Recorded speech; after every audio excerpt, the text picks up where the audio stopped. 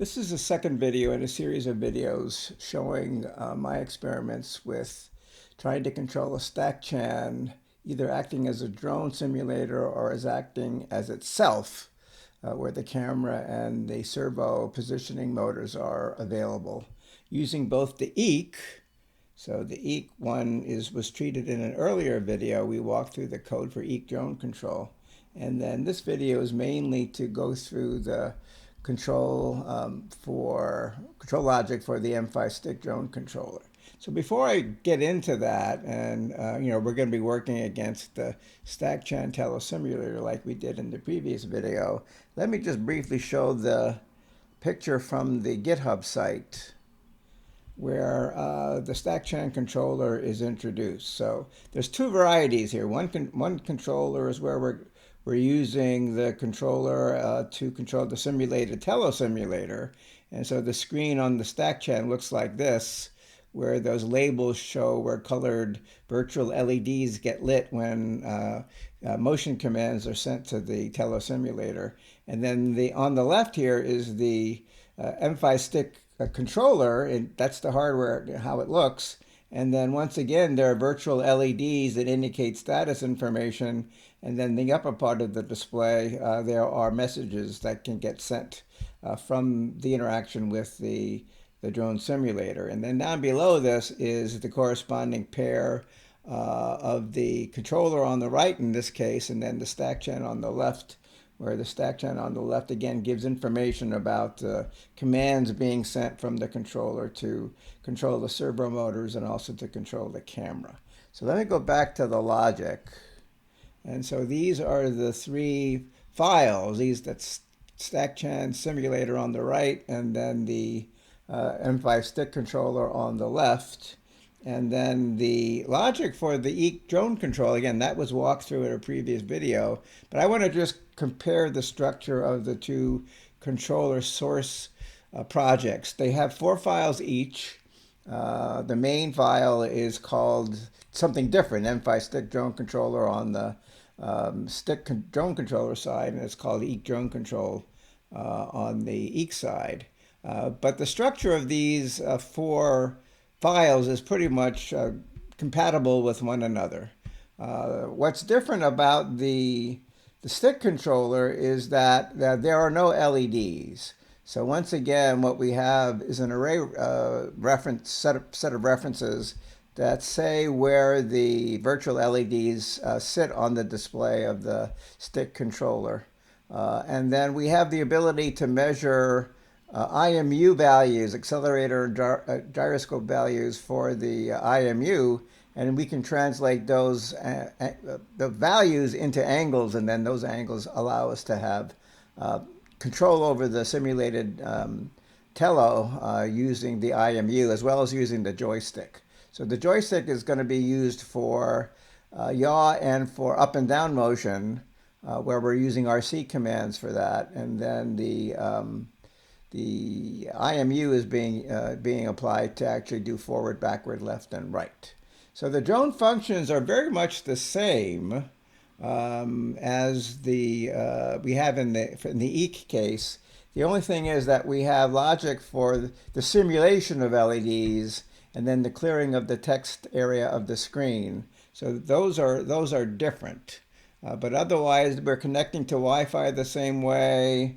We have there's again virtual LED controls, animation controls, labels. And then here's where we get the values that we translate, the gyroscope and accelerometer values that we translate into IMU angles. And those angles give us the ability to use gestures. The run command, again, is very, very similar between the two code files. Virtually all of the real detailed logic here is the same. The only thing that's different is that the battery levels get written to virtual battery LEDs rather than to actual LEDs like we see on the EEC. And then we have flight plans, just like we had. I showed the fact that there was a flight plan in the EEC case, and now here again we have flight plans in the stick controller case. And in fact, we even have more because it seemed like I could do a little bit of a different logical pattern when I was having the buttons that are on the on the stick control. In fact, there are um, there are actually three buttons, well, four buttons, counting the joystick. The joystick you can push down as a button, and then there's a left side button on the side of the stick hardware, and then there's a right side button on the right side of the stick hardware, and then there's a big button at the bottom of the red plastic case, which is the main button for the stick control. And that main button is what we use for takeoff and landing, the way we used the takeoff and land button on the EEC. So we have different button logic. There aren't any button 2 libraries here. These are all direct button logic manipulations.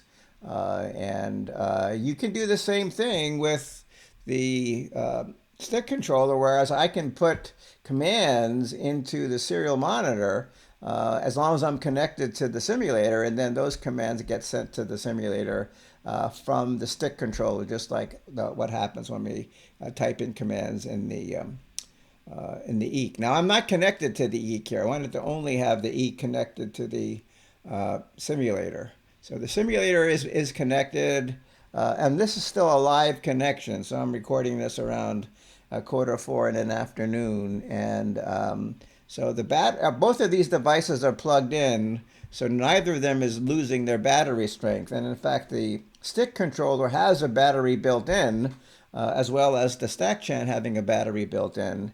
Right now, I don't have any controller showing the strength of the battery on the controller, but I do have a virtual LED that shows the received battery strength coming from the StackChan running as a drone simulator. So we'll have demos of all of this, both against this and against the real Tello. So as long as I change the SID that I'm connected to from the M5 stick drone controller, I can use this hardware to control a real Tello in flight. And we'll show a demo of that where I'm using the stick controller to fly a real Tello as to fly the simulator Tello. The one thing I will do before closing down this little demonstration is I'm going to use one of the buttons, the left side button, which is also called the power button. And then since I'm not in flight at the moment, I can check that by looking at the status display, and in flight is false for both the StackChan as well as the controller. I'm going to press the left side button. And then you see that the power button was pressed. And so it's running flight plan A. And the first step in flight plan A is to run the motor on command and then stop, and then run the motor off command and then stop. And then now I'm running the takeoff command. Again, you're not seeing the LED displays, virtual LED displays on the devices here. We'll see that in the hands-on demo. So I'm running through some commands that are in that flight file. And so I go through all of those commands. They have an effect on the drone simulator. And then when I'm done, we're going to be we just did the right commands. I'm seeing the right LED lit up on the StackChan display. And then now we're going to do the land, and that brings us back down to virtual landing on the Tello simulator. So let me stop there, and then we'll do more hands-on work with both of these hardware devices, where you can see the devices being displaying data as well as manipulations being made against the controller.